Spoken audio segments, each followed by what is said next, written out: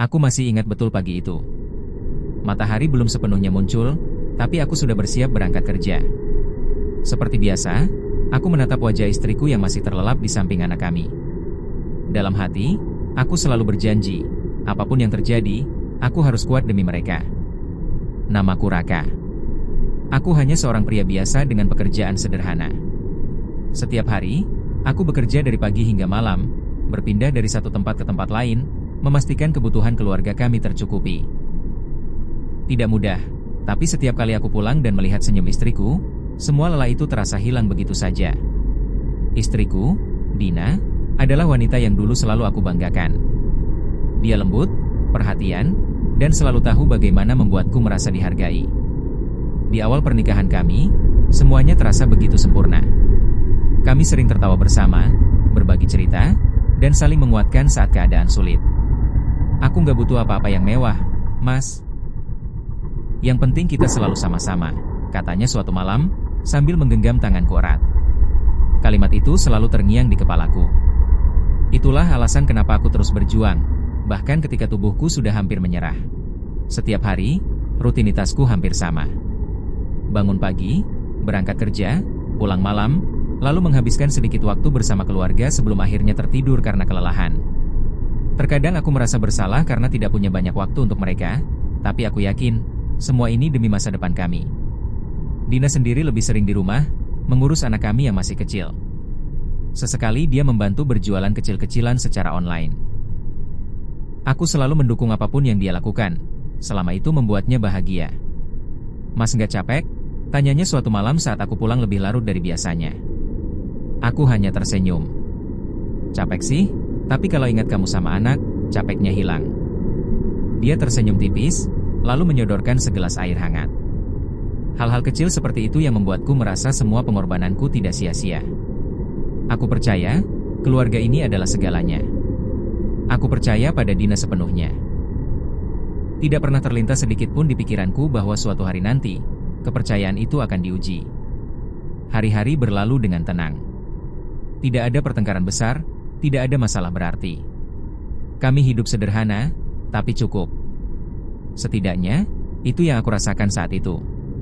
Sampai suatu hari, tanpa aku sadari, sesuatu mulai berubah. Awalnya sangat kecil. Dina mulai lebih sering terlihat sibuk dengan ponselnya. Dia juga mulai jarang bercerita seperti dulu. Aku sempat berpikir mungkin dia hanya lelah atau butuh waktu sendiri. Ada apa? Kok akhir-akhir ini kamu kelihatan beda? Tanyaku hati-hati. Dia hanya tersenyum singkat. Nggak kok, Mas. Mungkin cuma capek aja. Aku mengangguk, mencoba percaya. Karena bagiku, kepercayaan adalah fondasi utama dalam rumah tangga. Aku tidak ingin menjadi suami yang mudah curiga. Aku tidak ingin merusak keharmonisan hanya karena pikiran-pikiran yang belum tentu benar. Jadi aku memilih diam. Memilih percaya. Namun jauh di dalam hati, ada perasaan asing yang mulai tumbuh. Perasaan yang tidak bisa aku jelaskan, tapi perlahan membuatku gelisah. Aku hanya berharap, semua ini hanyalah perasaanku saja. Karena aku tidak tahu, bahwa hari-hari tenang yang sedang aku jalani ini, perlahan sedang menuju sebuah kenyataan yang akan mengubah hidupku selamanya. Sejak saat itu, entah kenapa perasaanku mulai sering tidak tenang. Bukan karena sesuatu yang jelas, tapi lebih seperti firasat yang datang diam-diam, lalu menetap di dalam pikiran. Aku mencoba mengabaikannya, meyakinkan diriku sendiri bahwa semua baik-baik saja. Tapi kenyataannya, Dina memang berubah. Perubahan itu tidak langsung terasa besar. Justru hal-hal kecil yang dulu terasa hangat, kini mulai terasa asing. Dia jadi lebih sering sibuk dengan ponselnya, bahkan saat aku ada di sampingnya. Jika dulu dia selalu menyambutku dengan cerita panjang tentang harinya, sekarang dia lebih sering menjawab singkat. Mas, makan dulu ya. Aku lagi capek, katanya suatu malam tanpa menatapku. Aku hanya mengangguk pelan. Mungkin benar, dia hanya lelah. Namun semakin hari, sikapnya semakin sulit aku pahami. Suatu sore, aku pulang lebih cepat dari biasanya. Aku berpikir ingin memberi kejutan kecil, membelikan makanan kesukaannya dan menghabiskan waktu bersama. Tapi saat aku membuka pintu rumah, suasananya terasa sepi. Dina, panggilku. Tidak ada jawaban. Anak kami ternyata sedang tidur di kamar. Aku mencoba mencari Dina ke seluruh sudut rumah, tapi dia tidak ada. Tak lama kemudian, ponselku bergetar. Pesan dari Dina. Mas, aku keluar sebentar ya. Ada urusan. Aku membaca pesan itu berulang kali. Urusan? Urusan apa? Biasanya dia selalu memberitahu lebih jelas. Tapi kali ini, hanya kalimat singkat itu. Aku mencoba tidak berpikir macam-macam. Mungkin dia hanya pergi ke rumah tetangga, atau membeli sesuatu yang diperlukan. Tapi tetap saja, ada rasa janggal yang sulit dijelaskan. Malamnya, Dina pulang seperti biasa. Wajahnya terlihat biasa saja, bahkan terlalu biasa. Kamu dari mana? Tanyaku pelan. Cuma keluar sebentar, Mas. Ada yang perlu diurus, jawabnya singkat sambil meletakkan tas. Aku menatapnya, berharap dia akan menjelaskan lebih lanjut. Tapi dia tidak melakukannya. Dia langsung masuk ke kamar, seolah tidak ada yang perlu dibicarakan. Malam itu, untuk pertama kalinya, aku merasa seperti orang asing di rumahku sendiri. Hari-hari berikutnya semakin membuatku gelisah. Dina mulai sering keluar rumah dengan alasan yang sama. Ada urusan. Kalimat itu terus berulang, tapi tanpa penjelasan yang jelas. Aku ingin bertanya lebih jauh, tapi setiap kali melihat wajahnya yang datar, aku selalu mengurungkan niat. Aku takut pertanyaanku justru akan memicu sesuatu yang tidak aku inginkan. Namun satu kejadian membuatku mulai benar-benar tidak bisa tenang. Suatu malam, saat Dina sedang mandi, ponselnya berbunyi. Aku tidak berniat membuka, sungguh. Tapi layar ponsel itu menyala tepat di depanku. Sebuah pesan masuk. Nama pengirimnya tidak aku kenal.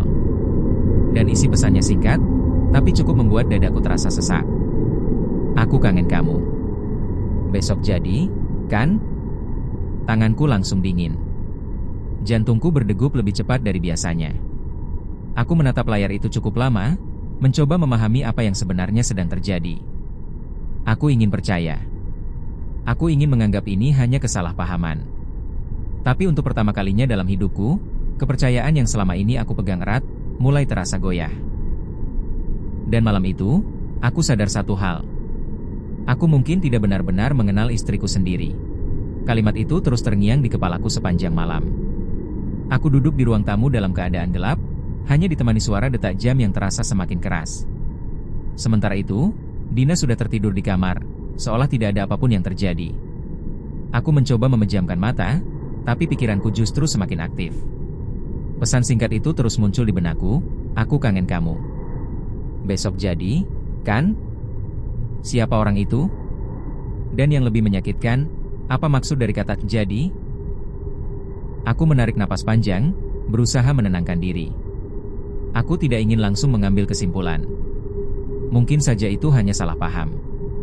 Mungkin itu teman lama, atau seseorang yang hanya bercanda. Tapi semakin aku mencoba menenangkan diri, semakin kuat rasa tidak nyaman itu. Keesokan harinya, aku berangkat kerja seperti biasa. Namun hari itu terasa berbeda. Pekerjaanku berantakan. Aku beberapa kali melakukan kesalahan kecil yang biasanya tidak pernah terjadi.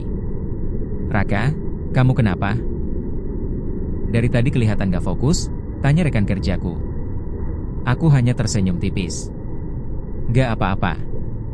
Mungkin kurang istirahat. Padahal, yang sebenarnya kurang adalah ketenangan dalam pikiranku. Sepanjang hari, aku terus memikirkan Dina. Apa yang sedang dia lakukan di rumah? Dengan siapa dia berkomunikasi?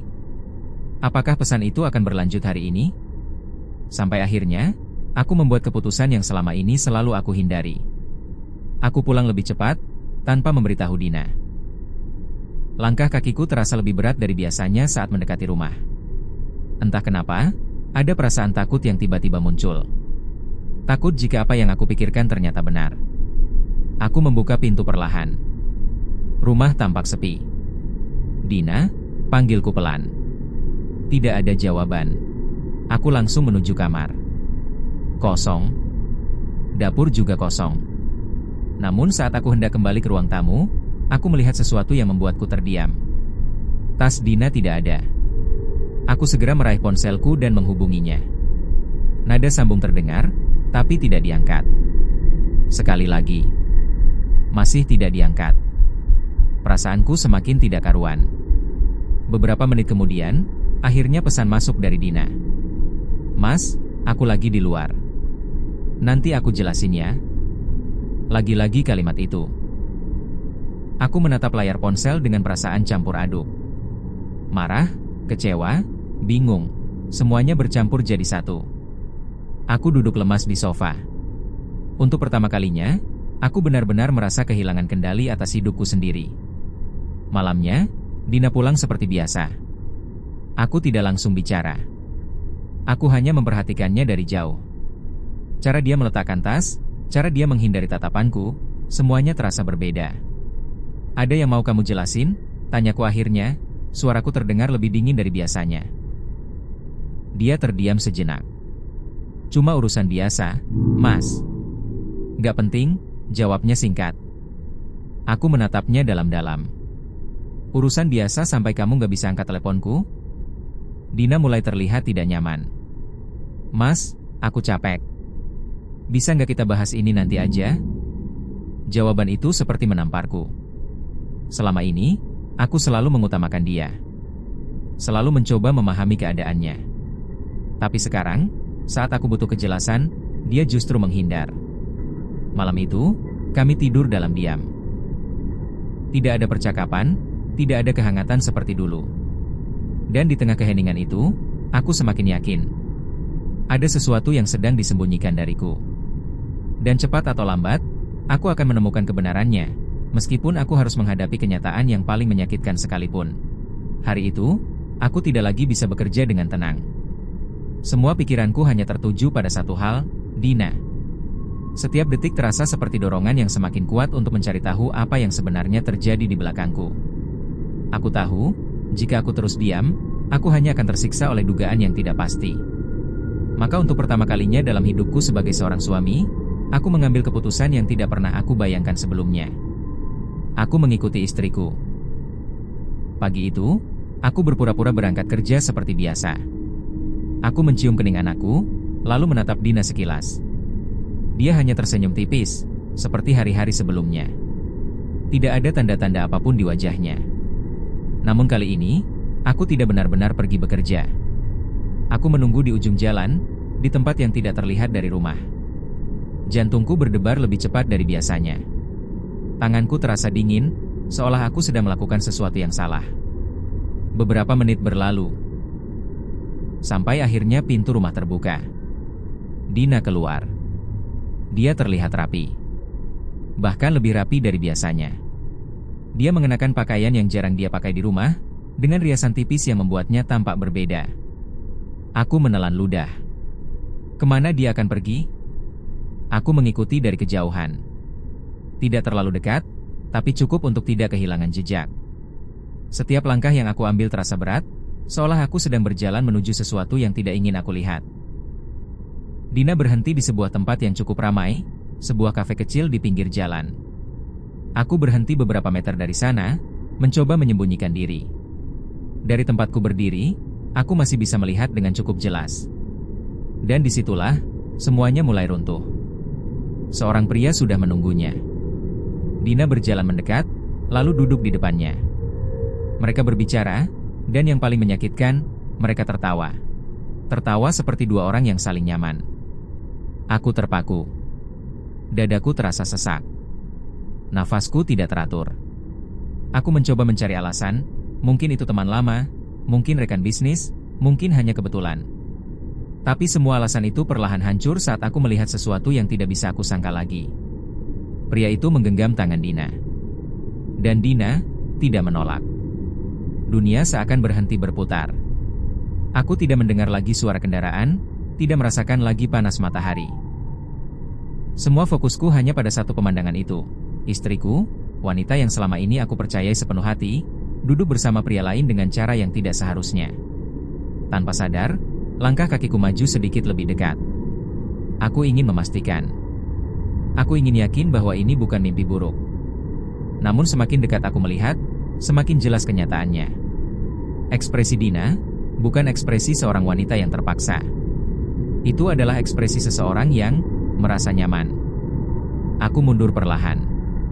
Tubuhku terasa lemas. Pikiranku kosong, tapi hatiku terasa penuh dengan sesuatu yang sulit dijelaskan. Semua pengorbananku, semua kepercayaanku, seolah tidak berarti apa-apa. Aku tidak langsung menghampiri mereka. Aku tidak membuat keributan. Aku hanya berdiri di sana, menyaksikan dari jauh, sampai akhirnya aku memilih pergi. Aku berjalan tanpa arah, mencoba mengumpulkan sisa-sisa kekuatan yang masih ada. Dan di tengah langkah yang terasa berat itu, satu kenyataan akhirnya benar-benar menghantamku. Kehidupan yang selama ini aku perjuangkan, mungkin sedang berada di ambang kehancuran. Langkah kakiku terasa kosong saat aku pulang ke rumah hari itu. Jalan yang biasanya terasa biasa saja, kini terasa begitu panjang dan berat. Setiap detik yang berlalu seperti memperjelas satu hal, aku tidak bisa lagi berpura-pura bahwa semuanya baik-baik saja. Sesampainya di rumah, suasana terasa sunyi. Anakku masih bermain di kamar, polos tanpa tahu apa yang sedang terjadi di antara kedua orang tuanya. Aku duduk di ruang tamu, menatap kosong ke depan. Bayangan Dina yang tertawa bersama pria itu terus berulang di pikiranku. Cara mereka saling menatap, cara tangan itu saling menggenggam, semuanya terasa begitu nyata dan menyakitkan. Aku menggenggam tangan sendiri, mencoba menahan perasaan yang bergejolak. Aku harus kuat, gumamku pelan. Malam pun tiba. Seperti biasa, pintu rumah terbuka dan Dina masuk dengan wajah yang tampak tenang. Terlalu tenang. "Mas, aku pulang," katanya ringan. Aku tidak langsung menjawab. Aku hanya menatapnya. Kali ini, aku tidak ingin lagi menahan semuanya sendirian. "Kamu dari mana?" tanyaku pelan, tapi tegas. Dina sedikit terkejut, mungkin karena nada suaraku yang berbeda dari biasanya.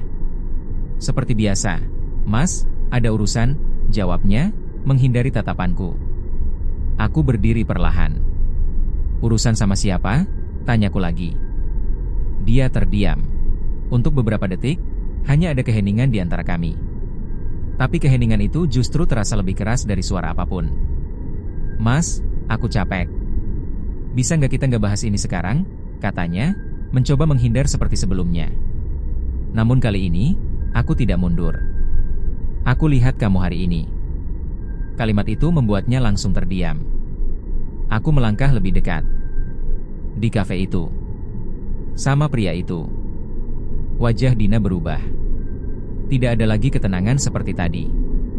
Matanya mulai terlihat gelisah. "Kamu?" "Ngikutin aku?" Suaranya pelan, hampir bergetar. "Aku cuma ingin tahu kebenaran," jawabku jujur. Dia menunduk. Tangannya saling menggenggam, seperti sedang mencari kata-kata yang tepat.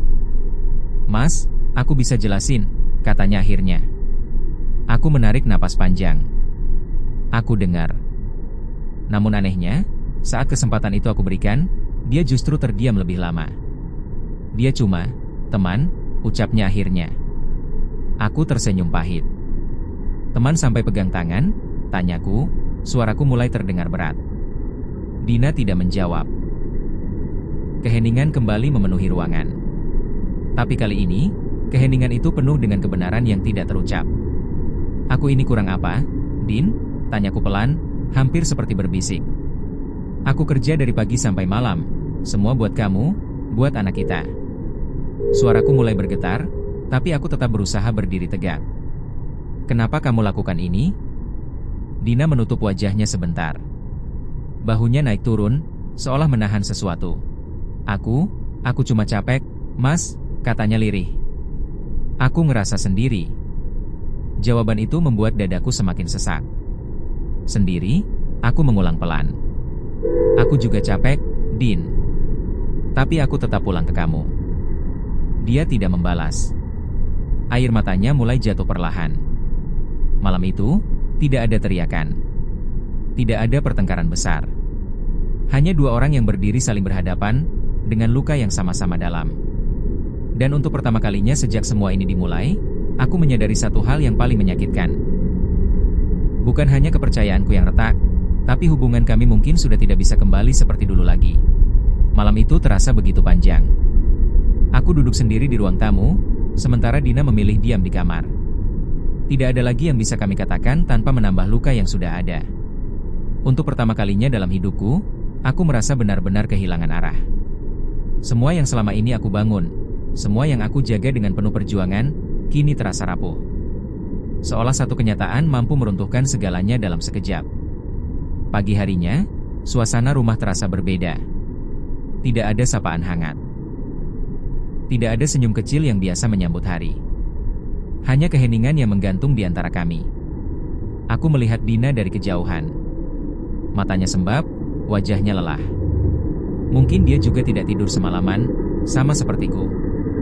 "Mas," panggilnya pelan. Aku menoleh, tapi tidak langsung menjawab. "Aku minta maaf," lanjutnya, suaranya bergetar. Aku nggak tahu harus mulai dari mana, tapi aku tahu aku salah. Aku menarik napas dalam. Kata maaf itu adalah sesuatu yang sudah aku tunggu, tapi entah kenapa, saat itu datang, rasanya tidak lagi sama. "Sejak kapan?" tanyaku pelan. Dina terdiam sejenak. "Beberapa bulan terakhir." Jawaban itu seperti menambah beban di dadaku. Beberapa bulan. Artinya, selama ini, saat aku bekerja tanpa henti, saat aku percaya sepenuhnya, semua itu sudah terjadi di belakangku. "Aku ngerasa kamu makin jauh, Mas," katanya lirih. "Kamu sibuk terus, aku sering ngerasa sendirian di rumah." Aku menutup mata sejenak. "Aku sibuk buat siapa, Din?" tanyaku, suaraku hampir tak terdengar.